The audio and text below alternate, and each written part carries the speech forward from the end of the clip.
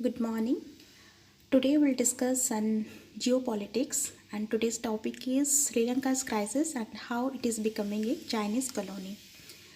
Students, as you all know, Sri Lanka is in the middle of a huge economic crisis. It has simply run out of foreign exchange.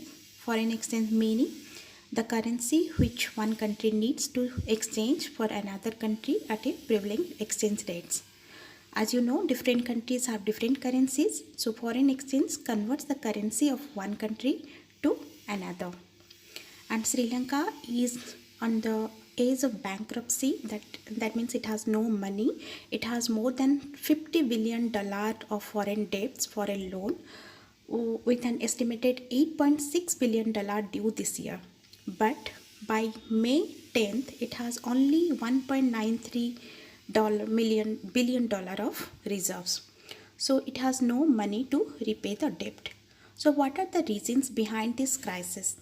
So the reasons are Sri Lanka has to repay more than $7 billion US in foreign debt, but it has only $1.93 billion, as I said, as of May 2022, and inflation is at steep high of 15%. That means inflation means a general increase in the prices of goods and services, where you have to give the currency. That means each unit of currency buys only fewer goods and services. Consequently, inflation will correspond to a reduction in the purchasing power.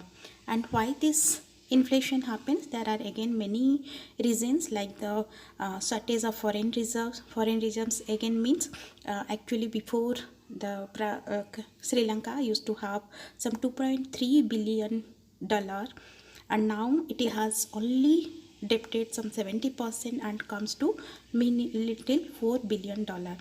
Similarly, the pandemic effect, the Russia-Ukraine war, that has also induced the inflation, and also the agricultural sector crisis. That means last year the Rajapaksa government's decision was to ban all the chemical fertilizers and do all kind of organic agriculture, and which becomes 100% organic, and it severely hit the country's farm production, especially in rice and sugar production, was reduced to a bottom low.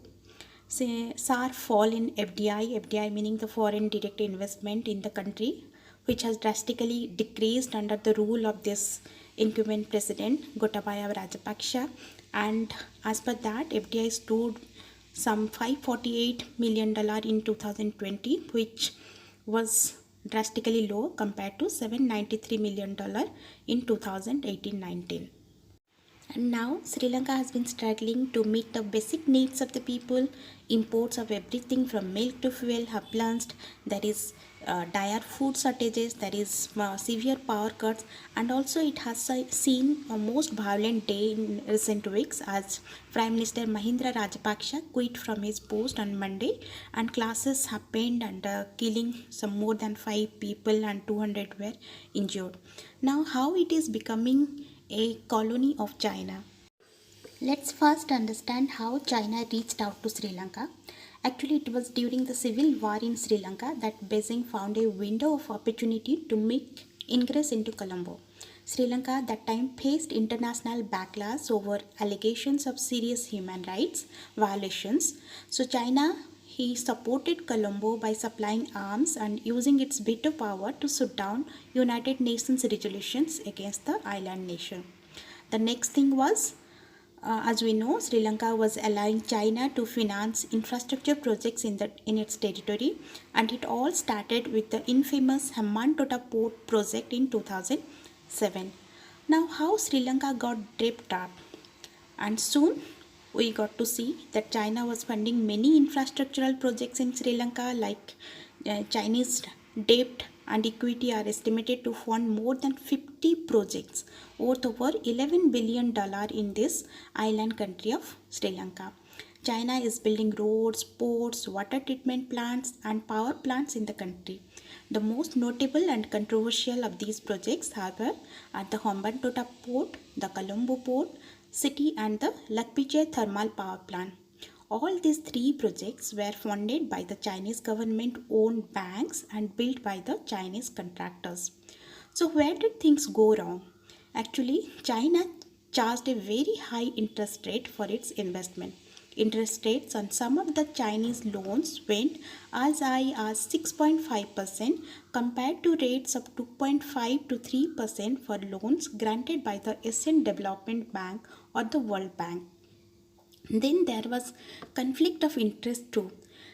See, the financier and the contractor were both Chinese in many cases, and therefore the Beijing might have managed to overstate the cost that is incurred.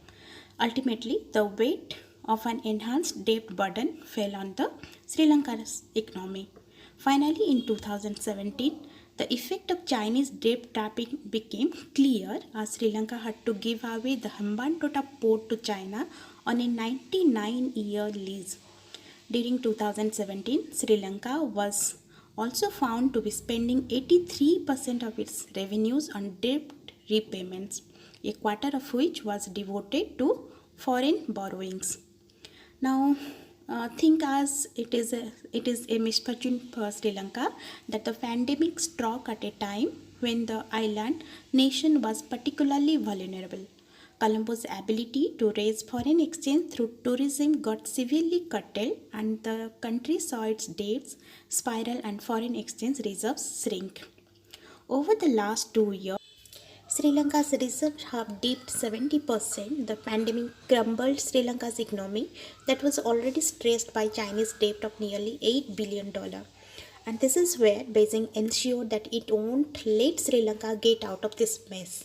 In December 2021, Sri Lanka's President Gotabaya Rajapaksa went to China with a request for debt restructuring. However, China reportedly refused to do so. What next? Now Sri Lanka needed money to sustain itself, so it approached China again on March 21st for a $2.5 billion loan request. China is considering the request and will most probably grant it. After all, it will deepen Chinese debt in Sri Lanka and give it even more leverage in the island country. Now, Sri Lanka seems to be heading towards the effective colonization by China.